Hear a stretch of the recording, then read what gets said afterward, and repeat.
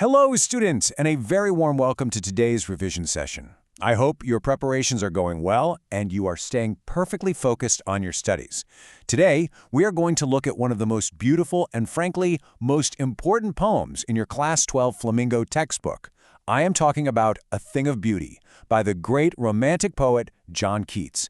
Now, this is a poem that will absolutely help you score well in your board exams, but beyond that, it teaches us a very deep, calming lesson about life and nature. The opening line itself is legendary. A thing of beauty is a joy forever. We are going to understand exactly what Keats meant by this. But before we begin, don't forget to like, share, and subscribe to the ACE Archive YouTube channel for more easy explanations of Class 12 English chapters. It really helps us keep bringing these lessons directly to you. Here is our syllabus for today's session. First, the intro and poet background. Second, a theme and tone overview, followed by a two-part line breakdown in sections 3 and 4. Then we will look at key literary devices, and finally, a summary and conclusion. Let's start with Section 1, Intro and Poet Background. John Keats was a renowned British romantic poet. Now, what is truly fascinating about Keats, something you should keep in mind, is that he was actually trained to be a surgeon. Yes, a medical doctor. But he had such a profound love for literature and nature that he decided to leave medicine entirely and devote his life wholly to poetry. He realized that while medicine heals the body, his special gift was using rich, sensory language to heal people's souls. It is also very important for your context to know that A Thing of Beauty is not a standalone poem. It is actually an excerpt, just a small part, taken from a much longer epic poem he wrote called Endymion, a poetic romance. This epic is based on an old Greek legend about Endymion, a beautiful young shepherd who gets a magical vision of Cynthia, the moon goddess. He wanders through forests and under the sea just to find her. Our poem captures that exact sense of wonder and the human search for perfect beauty.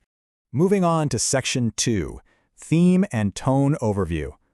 The central theme of this poem is a stark contrast between two realities. On one side, we have the sadness and despondence of human life. Our gloomy days, our daily struggles in the sometimes unhealthy, dark ways of the world. But on the exact opposite side, Keats places the comfort and healing power of beautiful things. The tone here is beautifully uplifting and philosophical. Keats firmly believes that beauty is permanent.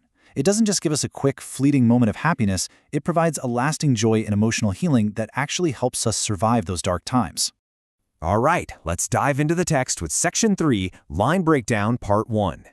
Keats starts off with a powerful statement. He says, "A thing of beauty is a joy forever. Its loveliness increases, it will never pass into nothingness." What this simply means for us is that true beauty is permanent. When you experience something truly beautiful, its effect doesn't just vanish when you look away. Instead, the memory of it stays safely in your mind, and its loveliness actually grows as time goes by. It will never become zero. It will never, as he says, pass into nothingness. Keats then explains that beauty will keep a bower quiet for us. A bower is a peaceful, shady place under the branches of a tree. Think of a very hot summer afternoon here in India and finding a cool, quiet spot right under a large leafy tree.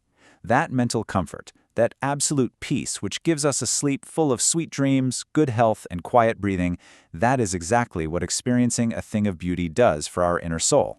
Because beauty gives us this profound peace. Keats writes, "Therefore on every morrow are we wreathing a flowery band to bind us to the earth." Now, morrow simply means morning. So every single morning, we are weaving or wreathing a band of flowers. But we have to ask, why are we doing this? We weave this because this flowery band is a metaphor. It represents the beautiful memories, our loving relationships, and the natural wonders that keep us actively attached to life. Let's be honest, life can be very tough. But these beautiful moments act like a thread, a flowery band that firmly ties us to the earth, giving us a positive reason to wake up and live another day. And we really do need this flowered band, because human life contains suffering. Keats lists these struggles out. He says, spite of despondence, which means despite our sadness and disappointment. He talks about the inhuman dearth of noble natures, meaning the severe lack of good, kind-hearted people in the world today. He mentions our gloomy days and all the dark, unhealthy ways we have to navigate. But Keats reassures us. He says, in spite of all this sadness, some shape of beauty comes and moves away the pall, which is a dark, heavy covering, from our dark spirits. Beauty literally lifts that heavy blanket of sadness right off our shoulders. Let's continue the poem in Section 4, Line Breakdown, Part 2. Here, Keats starts listing nature's bounty. He mentions the sun, the moon, and the clear rills. For your exams, remember that rills are small, clear streams of water.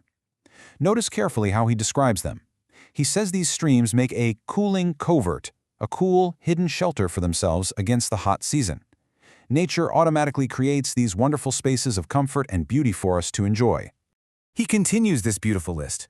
There are trees, both old and young, providing pleasant shade for simple sheep. There are bright yellow daffodils living happily in their green world. There is the mid-forest brake, which is a thick mass of ferns right in the middle of the forest, rich with blooming, fragrant musk rose flowers. But please pay attention here. Keats doesn't just limit beauty to trees and flowers. He also mentions the grandeur of the dooms we have imagined for the mighty dead. This is very important. He's referring to the heroic, inspiring stories and legends of our great ancestors. The sacrifices of great people are also a powerful thing of beauty that inspires our minds. Keats concludes the poem with a truly magnificent image. He calls all these beautiful things an endless fountain of immortal drink, pouring unto us from the heaven's brink. This is a profound, beautiful metaphor. He is saying that beauty is not just a worldly, physical thing. It is like a divine, eternal energy. It is a holy nectar poured directly from heaven by God, specifically to help us humans survive the struggles and pains of earthly life. Now for a very crucial part of our revision, Section 5, Key Literary Devices. Examiners almost always ask questions from this specific area, so please note these down. First, we have metaphor. We see this in the flowery band that connects us to the earth, the pall representing our dark sadness, and the endless fountain of immortal drink representing beauty's divine nature. Second is alliteration, the repetition of consonant sounds. You can easily spot it in noble natures with the N sound and cooling covert with the C sound. Finally, imagery. Keats is an absolute master of imagery. Phrases like clear rills and fair musk rose blooms create very vivid, sensory pictures right in our minds. Master these three devices, and you will secure your marks without a doubt. Finally, we reach Section 6, Summary and Conclusion. For your final exam takeaways, I want you to remember these three core pillars. First, the theme. Beauty is a permanent, everlasting force that sustains human life, and its loveliness only increases with time. Second, the devices. Master Keats's use of metaphor and his rich natural imagery. And third, the core meaning. Beauty is the ultimate healer. It heals human suffering, our gloomy days, and our sadness. It lifts that dark pall from our spirits completely. I want to leave you with a direct question from your textbook to reflect upon today. Do we experience things of beauty only for short moments, or do they make a lasting impression on us? As John Keats so beautifully explained to us, true beauty is an endless fountain of joy.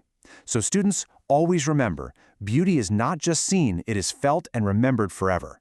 Thank you for joining today's explainer session. Keep studying well, stay focused, and I will see you in the next lesson.